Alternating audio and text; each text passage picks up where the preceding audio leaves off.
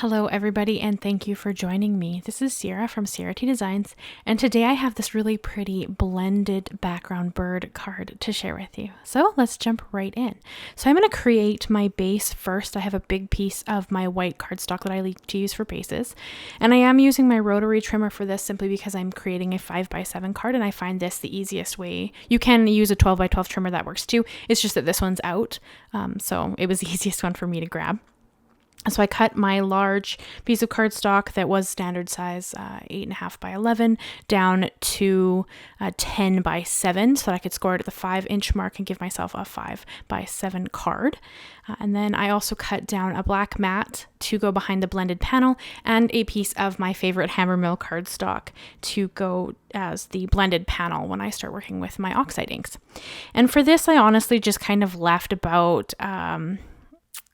I would say about 1/8 of an inch in the layer sizes just to have a slim layer showing behind the cards.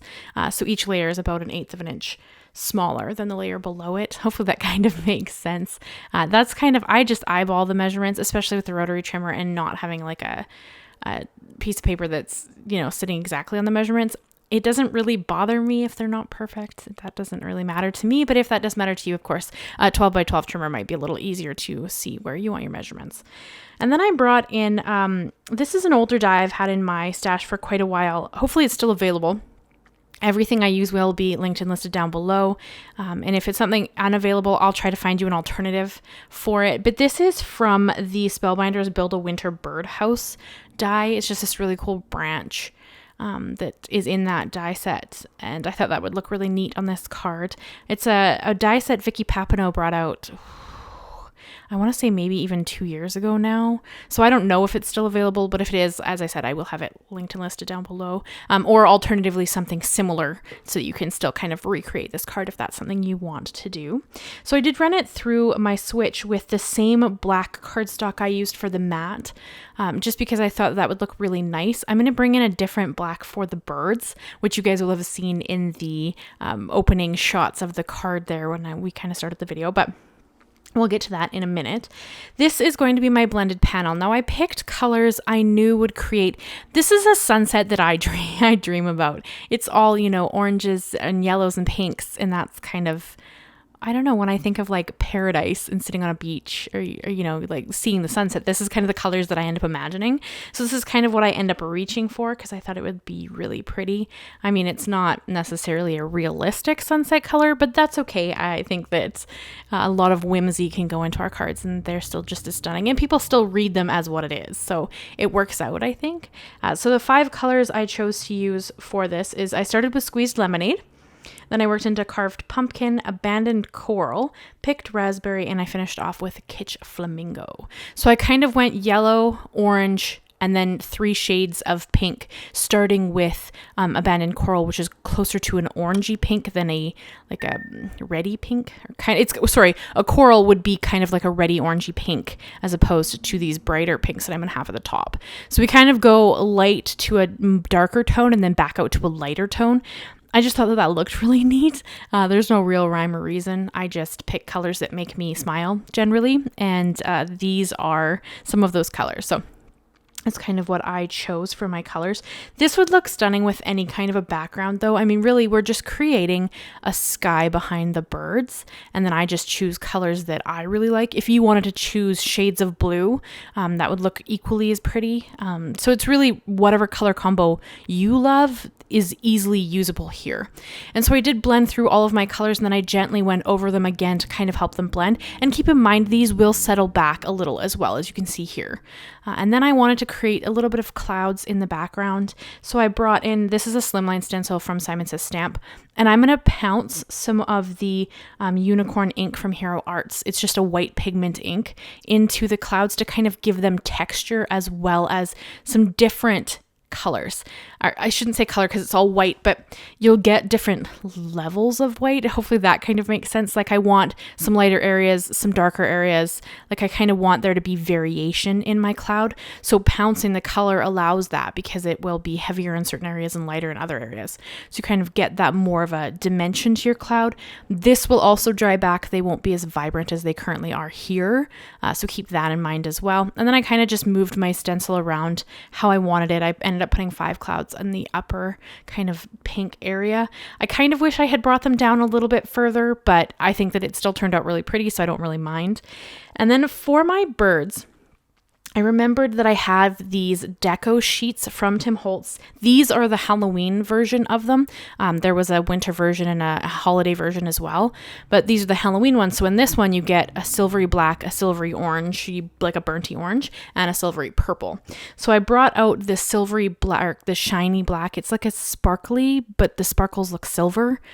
Hopefully that kind of makes sense. It's hard to tell right here because I'm kind of playing with it, but hopefully you'll see it a little easier when I hold the card up in the end.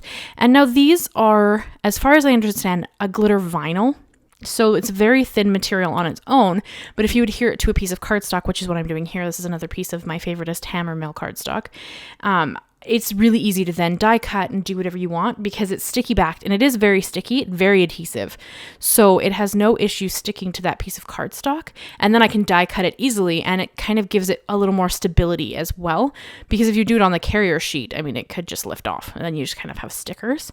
So I chose to put it on some HammerMill cardstock, give it a little more dimension, give it a little more stability, and then I'm going to put that on my card that way.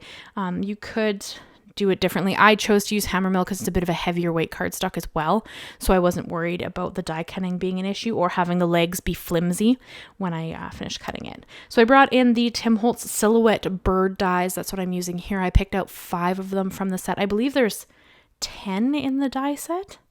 I think somewhere in that range. Maybe it was 8, but there's quite a few different positions. So that was pretty neat. And then I laid out all of my birds and my little branches on the card how I wanted them. And you can see that I stuck with my uneven numbers. I have 5 birds and 2 branches, so I have 7 elements being adhered on the front. This is just my preference. You don't need to do this. It's just what I like to do because I think visually it looks really nice. But I mean, work with what you want to work with. I just thought that this was kind of a fun layout. But this is where when I put my branch down here, you're going to see me adhere it right here. I do kind of wish that I had a little more clouds in the corally area because I think that would have looked really pretty, but it doesn't matter. I think that this card turned out really pretty regardless. It just would have added a little more interest behind that branch a bit lower. But I think that regardless, I think this card's really cute and I think those vibrant colors in the background are really fun. You guys know that I love to do like a vibrant color either in the background or on the foreground and then something neutral with it. So I thought this kind of worked out really well. I have 2 blacks because I have the bolder black of the branch and then the shiny black of the birds. So it kind of gives you a little bit more of a multi-tone while still staying neutral on top of that vibrant background. So I just think it was kind of a fun way to do it. I mean, I didn't want my birds and my branches to be the exact same color because you wouldn't end up with much variation, though they would then look more of a silhouette than mine necessarily do. But I wanted a lot of tonal difference and I wanted to use some glitter cardstock. So that was why I brought in that vinyl, that deco sheet, because I thought it would be a lot of fun to add that on top. And then I also wanted to add a sentiment. So this is a sentiment from the SpellBinders Tweet sentiments that came out with those birdhouses that Vicky Papineau brought out. I honestly think it was about 2 years ago. I will link and list it down below, but any sentiment would be stunning on this card. I chose to put it up in the top right corner to kind of just bring a little more interest to that corner. Top left corner. That's the left corner. Just to bring a little more interest to how the panel is looking. And then I will, of course, also have to bring in some sequins just to add a little bit more shimmer because I like to do that. You could also have added some perfect pearls on the background and that would have added even a little more whimsy to this card panel. I didn't, just because I do it so often that I do try to do different things, but you absolutely could. It would just add some whimsy and look really interesting. And I did trim off the branches that were hanging off the edge of the card, though I did leave the bird's tail because I create envelopes usually for my 5x7 cards, so I'm not concerned with that tail. If I have to cut it off, I will, but otherwise I'll just make my envelope slightly bigger and it won't matter. And then I brought in some Studio Katia Vanilla Luster Fusion sequins to adhere just around the birds. They're just a really subtle yet pretty sequin. They just catch the light and look really pretty, but they don't, like the pearls are almost a showstopper for me, so I try really hard not to use the pearls when I want something a little more subtle in the background or on the panel with what's already going on in the images. So this is the card I created for you guys. I hope you enjoy it. It's a little bit, I almost feel like it's a little bit sparse for me, but I think that it's really pretty and I love how it turned out. I'd love to know what you guys think of it. Give me your thoughts on this card and if you would recreate it or not. I'd love to hear. But yeah, so this is the card I have for you guys today. I hope you enjoyed it. Leave me a like, leave me a comment, and consider subscribing if you haven't already. I do new videos every Monday and Thursday. Thank you so much, guys, and I will see you again very soon. Bye-bye for now.